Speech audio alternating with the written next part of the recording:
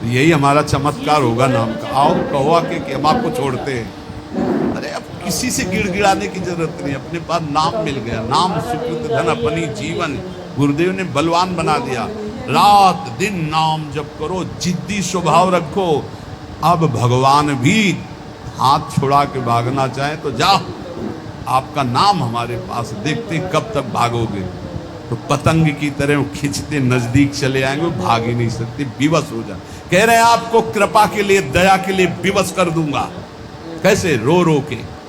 यदि ये दो अक्षर तुम्हारी जिह्वा पे विराजमान है, हरि राधा कृष्ण, तो वज्रम पाप महीभृताम भवद्रोदेकस्य सिद्धौषधम मिथ्या ज्ञान निशा विशाल तमसस् दिग्मासु बिंबोदयः कुर क्लेश महीरुहा मरुतरज्ज्वाला जटाला शिखी द्वारम निर्वृति सद्मनो विजयते कृष्णेति वर्णद्वयम्। कृष्ण राधा, ये दो अक्षर जब जिह्वा से उच्चारण किए जाते हैं तो वज्रम पाप महीभृताम, जैसे विशाल पर्वत पर वज्र का प्रहार हो जाए तो चकनाचूर कर दे, पर्वत को धूर धूर बना दे। वज्र की ऐसी महिमा है। ऐसे ही नाम की महिमा है कि जिसकी जिह्वा पर चलने लगा कृष्ण कृष्ण कृष्ण राधा राधा राधा, तो वज्र पाप महीभृताम, मानो पाप रूपी पहाड़ पर नाम रूपी वज्र का प्रहार हो गया। अब चकनाचूर हो जाएगा पाप रूपी पहाड़। पाप रूपी पहाड़ को चकनाचूर करने के लिए ये नाम वज्र के समान है। भवगद्रोद्रेकस्य सिद्धौषधम, ये संसार में जन्मना मरना इसे भवरोग कहते हैं। इस भवरोग की सिद्ध औषधि है नाम, दो अक्षर है, राधा राधा कृष्ण कृष्ण हरि हरि। गोस्वामी तुलसीदास जी के जा सुनाम भव भेषज हरनि घोर त्रैशूल, तीनों प्रकार के तापों का नाश करने वाले आवागमन के चक्र को रोक देने की सामर्थ्य इस नाम में है। भवरोग की अचूक औषधि ये दो अक्षर राधा राधा राधा कृष्ण कृष्ण। भवगदोद्रेकस्य सिद्धौषधम, और मिथ्या ज्ञान निशा विशाल तमसस्तिग्मासु बिंबोदयः,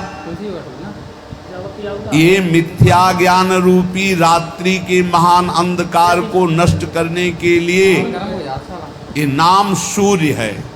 जितना नाम जप करोगे उतना ही आपके हृदय में शुद्ध ज्ञान प्रकाशित होगा। नाम जप करोगे सिद्ध औषधि है, आवागमन चक्र से मुक्त हो जाओगे। नाम जप करोगे तो ये पहाड़ के पहाड़ पापों को भस्म कर देगा। महाराष्ट्र से कुछ विज्ञ परिकर जन आए थे, भक्तजन, तो उन्होंने कहा कि पंचकोशों का बाध किए बिना कोई मुक्त नहीं हो सकता। अन्नमय कोश, मनोमय कोश, विज्ञानमय कोश, आनंदमय कोश, इस तरह के जो कोश हैं इनका बाध किए बिना कोई जीवन मुक्त नहीं हो। और आपके प्रवचन में प्रायः सुनते हैं कि नाम जप करने से जीवन मुक्त हो जाएगा, भगवत प्राप्त हो जाएगा। तो इन कोशों का बाध तो ज्ञान से होता है। तो उनको बताया कि आप जप करके देखो, प्रश्न करने से उत्तर प्राप्त कर लेने मात्र से संतुष्टता नहीं होगी। आप जप करो, जप करोगे कुंडलिनी जागृत हो जाएगी। जप करोगे निरंतर प्राण संयमित हो जाएंगे, षट चक्र का भेदन हो जाएगा, पंचकोशों का बाध करने वाला ब्रह्म तत्व का ज्ञान प्राप्त हो जाएगा। कौन सा ज्ञान ऐसा है जो भक्त को ना हो जाए? नाम से जो चाहोगे वो प्राप्त हो जाएगा। मिथ्या ज्ञान निशा विशाल तमसस्तिग्मांसु बिंबोदया, मिथ्या झूठा ये मायाकृत जो अज्ञान रूपी अंधकार है, इसका नाश करने के लिए नाम भास्कर के समान है, दिव्य ज्ञान प्रकाशित कर देगा। जो राम राम भी नहीं जप पाते थे, मरा मरा कहते थे, इतना नाम का प्रकाश हुआ कि राम जी के प्रकट होने के पहले ही दिव्य उनके पावन चरित्र का गान कर दिया। विश्वास करो, नाम का प्रभाव। जो सागर राम राम नहीं कह पाते थे, उन्होंने संस्कृत में भगवान के पूर्ण चरित्र का गान कर दिया। ये नाम का प्रभाव।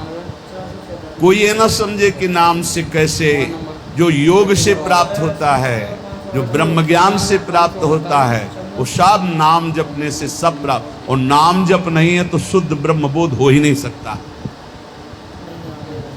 ये काशी से आए हुए एक महापुरुष की बात। मैं नित्य विश्वनाथ जी को जल चढ़ाता हूँ गंगा स्नान करके।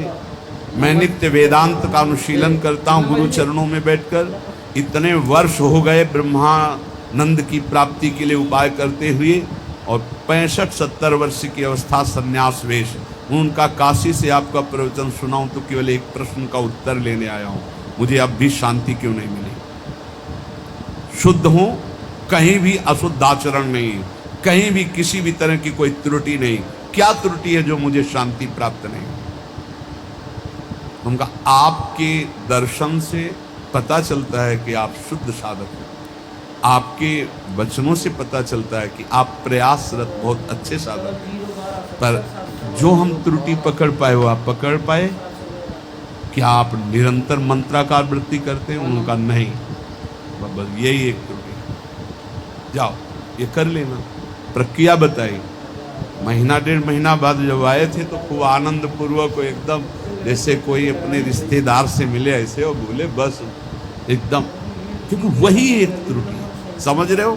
गुरु चरणों में बैठ के वेदांत भी पढ़ते सब, लेकिन जो चाहिए वो नहीं था। क्यों? निरंतर मन। कोई नई बात नहीं हुई, वो पकड़ नहीं पाए, शास्त्रों से पकड़ नहीं पाए। तो वही सूत्र है, वही सूत्र पकड़ लो, सब हो जाएगा। जो नाम प्रिय हो राम कृष्ण हरि, राधा राधा राधा राधा।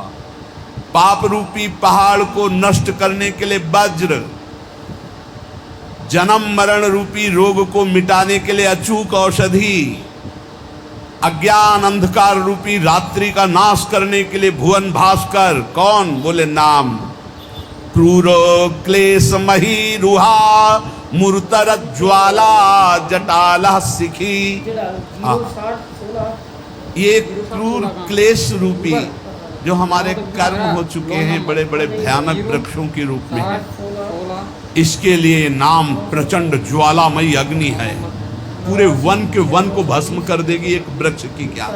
ये हमारे क्रूर क्लेश देने वाले जो कर्म जमा है, ये वृक्ष नहीं, पूरे वन के वन समझो जमा है। इनको भस्म करने के लिए अग्नि चाहिए। वो अग्नि कौन है? नामाग्नि। द्वारम निर्वृति सद्मनो विजयते कृष्णेति वर्णद्वयम। परमानंद निकेतन के द्वार में पहुंच चुके हो यदि नाम जपना शुरू कर दिया, राधा राधा कृष्ण कृष्ण, इसलिए इन 2 अक्षरों की सदा जय हो। जिसकी जिह्वा पर विराजमान होते हैं उसकी सदा जय होती है। कह रहे भाई वृंदावन मत जाना। क्यों? बोले हम पहले से तुम्हें सावधान कर रहे हैं। एक चोर रहता है, वो तुम्हारे चित्त को चुरा ले। रे चेतः कथयामि ते हितमिदं वृंदावने चारयन् वृंदम कोपि गवाम नवाम बुध निभो बंधुर्न कार्यस्त्वया सौंदर्यामृत मुद्गिरद्भिरभितः सम्मोह मंदस्मितै रेश त्वां तव वल्लभाश्च विषया नासुक्षयं निश्यति। सावधान मत जाना ब्रज नगरी में, वृंदावन में, वहाँ एक बहुत बड़ा चोर रहता है। क्या? बोले वैसे तो गाय चराता है, नवीन नील मेघ की सी कांति है, बड़ा छैल छबीला है। वो सौंदर्यामृत सिंधु का साक्षात गाढ़ स्वरूप है। जब वो मंद मंद मुस्कुराता हुआ तिरछी चितवन से देख लेता है तो जिसको देख लेता है उसका समस्त विषय भी सब नष्ट हो जाता है और वो सदा सदा के लिए उसी का हो जाता है। इसलिए यदि तुम्हें विषयों में सुख चाहिए तो बोले वृंदावन मत जाओ। वृंदावन का ठाकुर ऐसा है, ये चित चोर है। ये ब्रजे वसंतम नवनीत चोर है, वो पांगना नाम च दुकूल चोर। अनेक जन्मार्जित पाप चौरम चौराग्रगण्यम। बढ़िया है, ऐसे चोर मिल जाए भाई, इनके लिए तो तड़प रहे हैं, मिल जाए चुरा ले हमारा मन, सारी परेशानी चली जाए। पर पंडित राज जगन्नाथ जी महाभागवत है, वो कह रहे हैं भाई इसका भाव ये भी है कि चिंता मत करो, तुम उनकी नगरी में पहुंच गए और जिस दिन खेलते खेलते आएंगे वो चुरा ही लेंगे। कदावा खेलंतो ब्रजनगर वीथी हृदयम हरंतो ब्रज हरंतो श्री राधा ब्रजपति कुमारो शुक्र। देख लेना, अगर ब्रजनगर में वास करते हो और रसिकों के अनुसार चलते हो तो कभी न कभी खेलते हुए ये दोनों युगल सरकार आएंगे और तुम्हारे चित्त का अपहरण कर ले जाएंगे। प्रभु मुझे मांगने पर भी कभी धन सुख मत देना, क्योंकि सुना है जो धन का अभिमानी धन भोगी हो जाता है वो परम धन से वंचित हो जाता है। प्रभु मैं मांगू तो शरीर का भोग कभी मुझे मत दे।